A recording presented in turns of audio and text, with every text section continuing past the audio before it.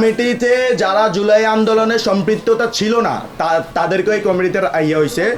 আমরা দেখতে পাচ্ছি প্রায় 200 কত বিশিষ্ট কমিটি করা হয়েছে। তার মধ্যে ইতিমধ্যে লক্ষ্মীপুরের মানুষ জানে, সাংবাদিক বিন্দু জানে যে লক্ষ্মীপুরে জুলাই আন্দোলনে কারা সামনে থেকে নেতৃত্ব দিছে।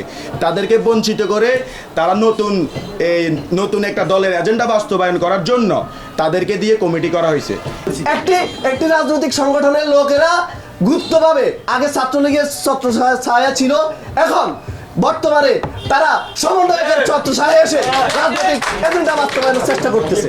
এই কমিটি করা হয়েছে এবং এই কমিটিতে আর মানুষের নামে যাকে শিক্ষার্থীরা তার বিরুদ্ধে অনেক লেখালেখি করেছে যে বহিরাগতদেরকে দিয়ে কেন লক্ষ্মী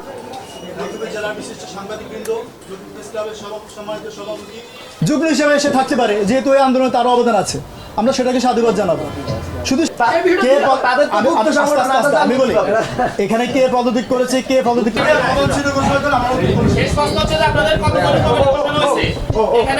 কেন্দ্রের সিদ্ধান্ত ছিল ওখান থেকে পদত্যাগ করে আসতে হবে, করেছে কি করে না সেটা।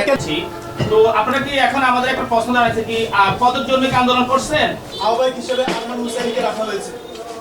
সেই লক্ষ্মীপুরের বহিরাগত, তার বাড়ি নোয়াখালী, বাবা আওয়ামী লীগের নেতা, এবং মুখ্য সংগঠক হিসেবে রাখা হয়েছে সাইফুল ইসলাম মুরাদকে, যার কোনো ছাত্রত্ব নেই। আমরা বৈষম্য বিরোধী ছাত্র আন্দোলন লক্ষ্মীপুর জেলা শাখা উক্ত কমিটিকে প্রত্যাখ্যান করলাম, উক্ত কমিটিকে অবাঞ্ছিত ঘোষণা করলাম। 24 ঘন্টার মধ্যে এই কমিটি স্থগিত করতে হবে, না হলে পরবর্তী 24 ঘন্টার পরে লক্ষ্মীপুরের নতুন কমিটি ঘোষণা করবে লক্ষ্মীপুরের ছাত্র জনতা, এবং এই কমিটি থেকে আমরা সবাই স্বেচ্ছায় পদত্যাগ করলাম। এই